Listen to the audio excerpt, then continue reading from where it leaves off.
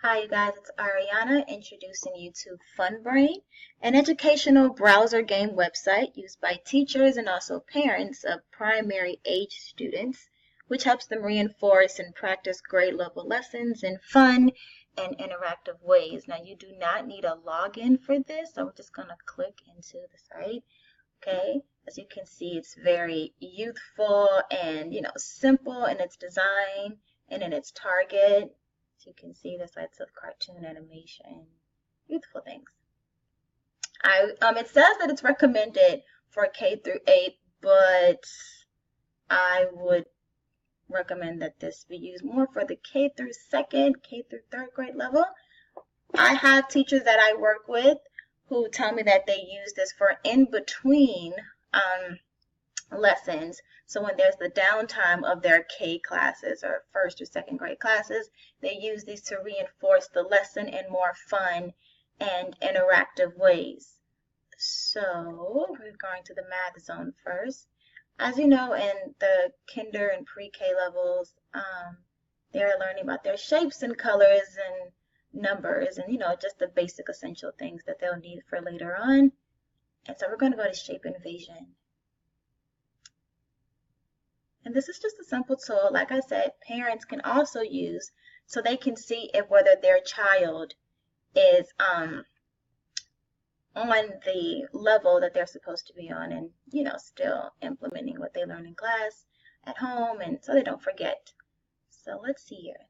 It tells you how to play the game, line up the shaped characters with the shapes falling from the sky, make 5 matches to win. So most of these are already, All right, so as you can see, the point is to line up the correct color and shape. So,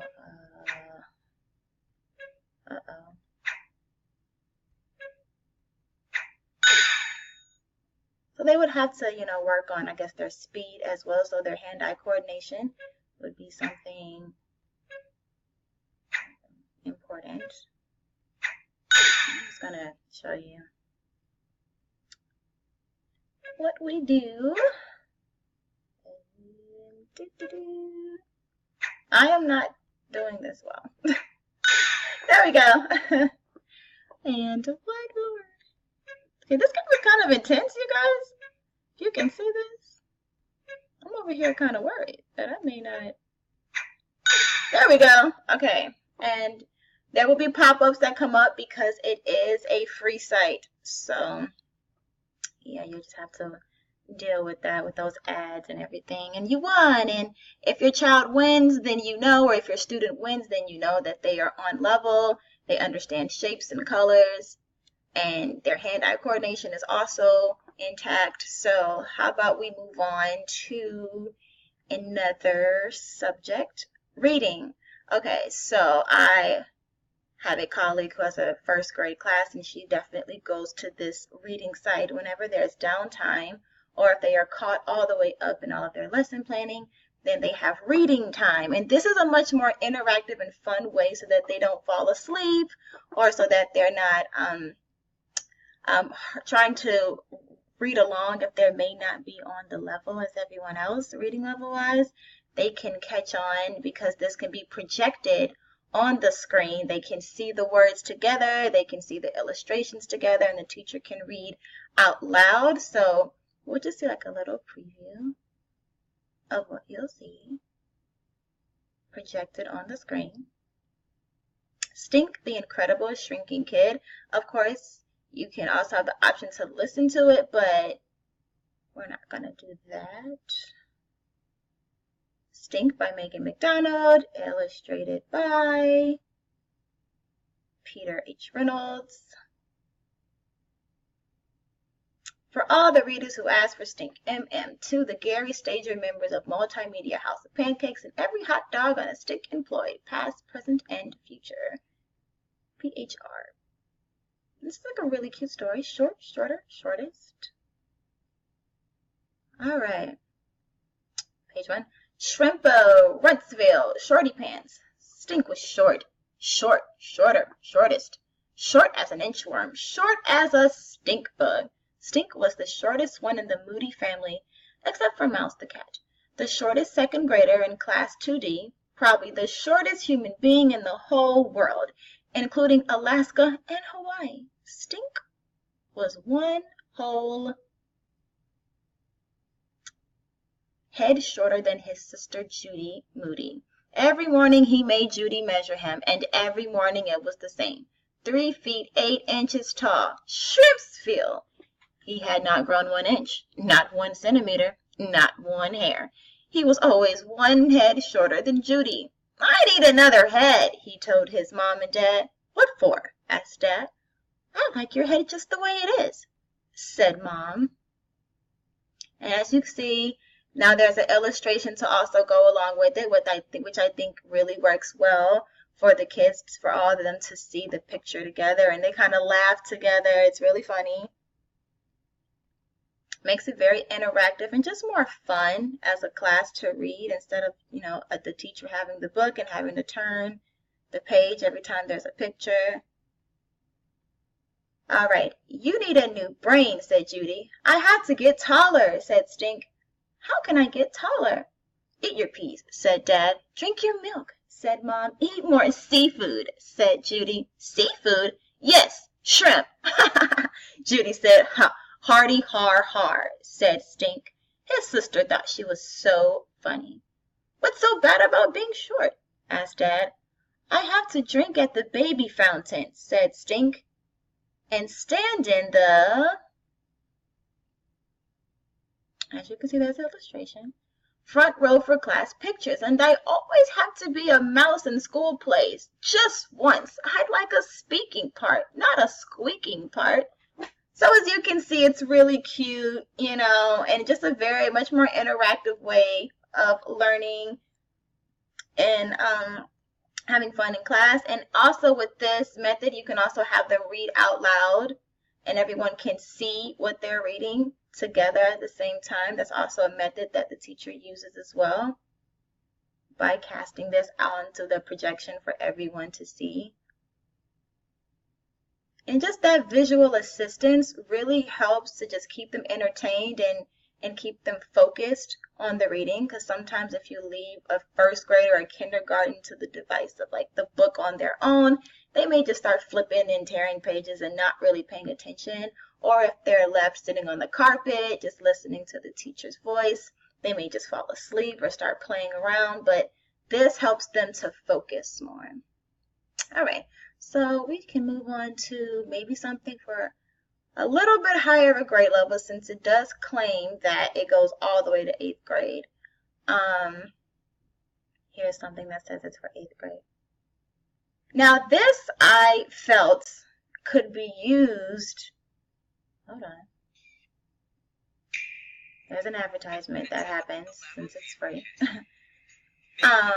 But this is something that I feel could be used for a prompt in class if you want them to do like a writing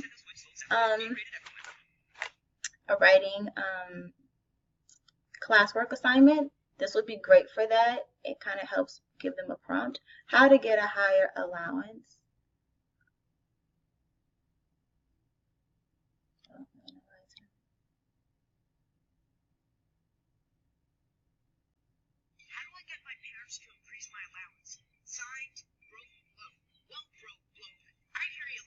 So this is a video kind of speaking on him responding to a student who wrote to him saying, how can I make my parents raise my allowance?